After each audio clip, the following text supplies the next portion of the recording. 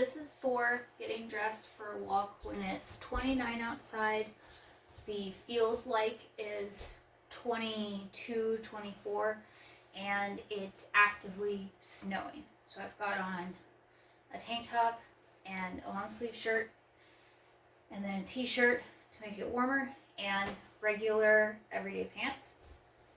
Next is a super fluffy knit sweater. This is cold by itself, but it's actually an excellent insulating layer when used with a lightweight hoodie. I'm in my kitchen. My kitchen is currently 75 degrees because our wood stove is going, but the kitchen is the draftiest house in the room, short of the mudroom, and so it's a relatively safe place to get dressed, but I will start to overheat pretty quickly, so once I start getting dressed, I can't stop. Next up is used to be a heavyweight Carhartt sweatshirt. It's 14 years old, so all of the fleece is ragged and thin, and this is also further proof of how hard this hoodie has been loved. This hoodie is a little big for me, so it makes it a perfect final layer. It's not so tight that it clamps down everything. It allows for air pockets, which allow for better warmth without overheating.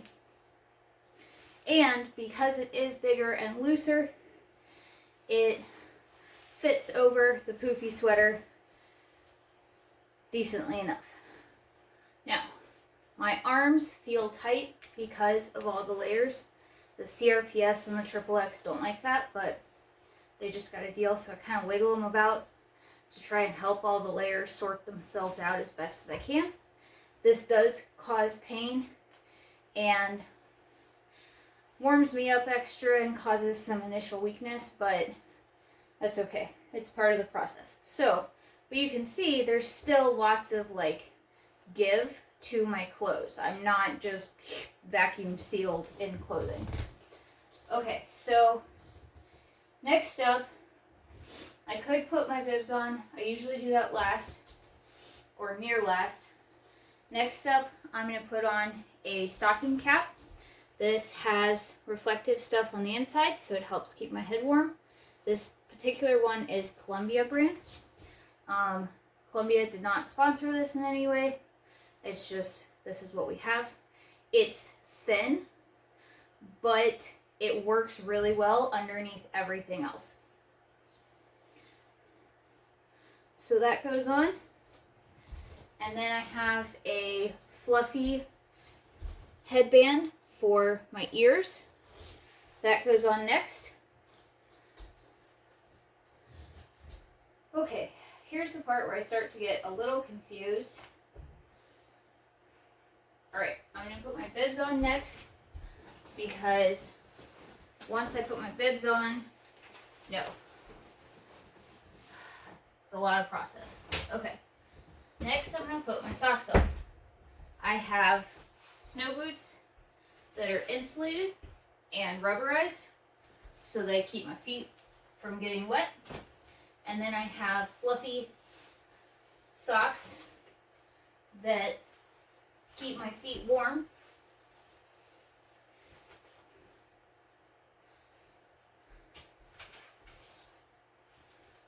I use the fridge to help put my socks on, partly because I don't have enough hands to hold on to the dog, but also because Austin's trying to take my socks off, so it's a little confusing to brace on him when I'm putting them on. Okay, next I put my bibs on. These are insulated bib coveralls. Austin, help. You see Austin's already geared up for his walk. We're trying out a new harness, so his movements might be a little awkward. Good boy. So I just drape one end over him while I step in. Good boy. Release. And then I let him go off to the side. Now I gotta tuck all my hoodies down while I pull my bibs up. My bibs are extra heavy because we live in the country. And so I do carry on walks. And my husband helped me retrofit my bibs so that I can carry up front because my belt won't fit over my bibs. So bibs go on. Every step I make sure my medical alert tags are on top. So if anything happens, I have those. Now I'm feeling pretty warm. Getting a little tired. It's a lot of clothes. Okay, my husband also retrofitted my bibs with this so that we can clip Austin to me for times when I've got too thick of gloves that I can't hold the leash, or for pulling assist. Okay. Austin, since it's snowing especially, is going to be in his orange leash to make us more high vis. And I'm just going to go ahead and clip that to myself now before I put thick gloves on. Because life gets infinitely harder with thick gloves on. Now, I'm not going to put any more stuff on my top layer. The reason for that is once I get walking, I actually stay warm enough just like this. The bibs are my outer layer for my chest and my legs. And then the way I layer my clothes on the top is enough to keep my upper half warm. If I try to walk in coats, it hurts my arms. It makes it harder for me to breathe. And it makes everything just stiffer. I can't move as easily. Right now, I've still got pretty good range of motion and movement. And that's how it needs to be for walks. Okay, let's see. Austin is already geared up in his harness and his e-collar and his walking collar. Next up, for me, always want to make sure you've got some form of ID on you for walks. This will be our first walk of the year in snow and our first walk of the year in bibs since I hurt my knee. So this should be interesting. But I believe in us. Okay, knees, you need to wake up. So I'm just force thinking about my knee muscles activating to help them wake up and do their job proper. Okay, Austin, help. Austin does help me put my shoes on. Help. He stands still while I lift my leg up super high, tuck my pants in, and put my foot in my boots. My boots have to be this tall because every now and then it does snow a lot in Missouri. It's not often, but it's often enough that we gotta be prepared for it. Alright, I'm starting to really warm up, feel a little dizzy. That's always fun.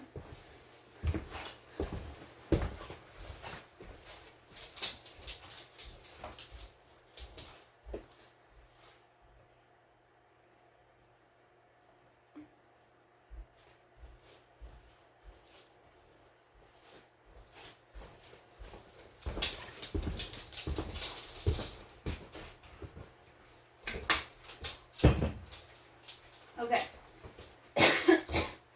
Next up is I pull my hood up.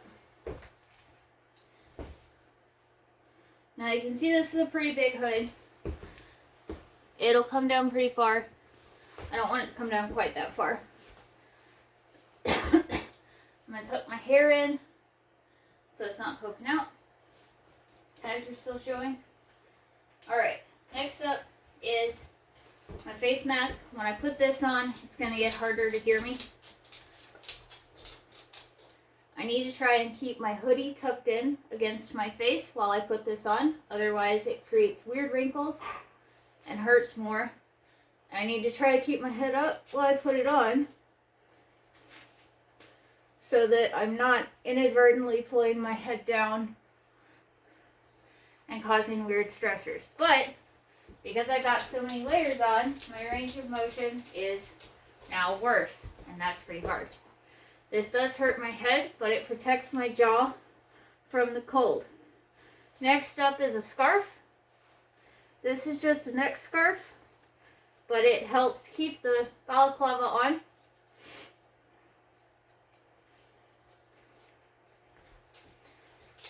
And helps prevent wind getting to me a little bit better.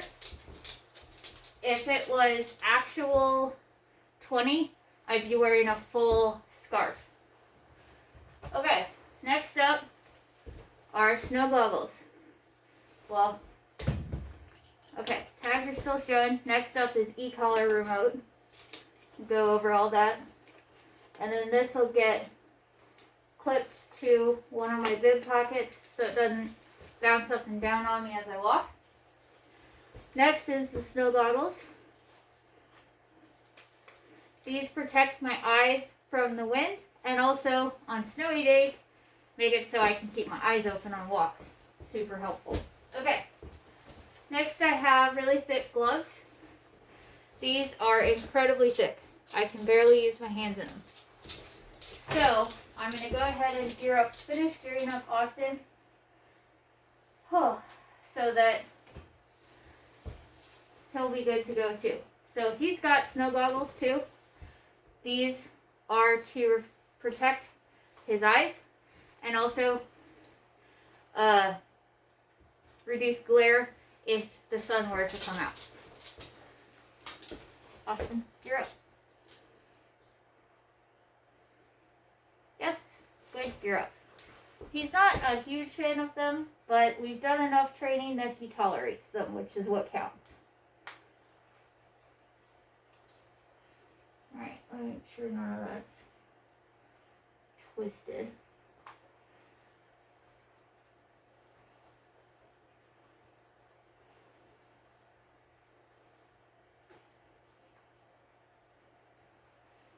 Actually, it does feel like it's twisted a little bit. Don't know why.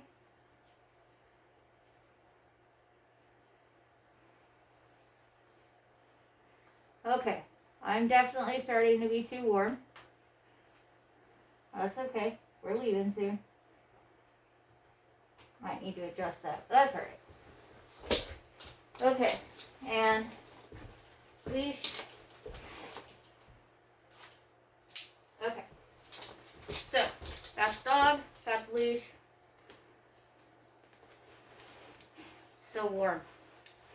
Okay, last thing are my gloves, and we're gonna go for a walk now. That is how I get ready for a walk with CRPS and living someplace cold.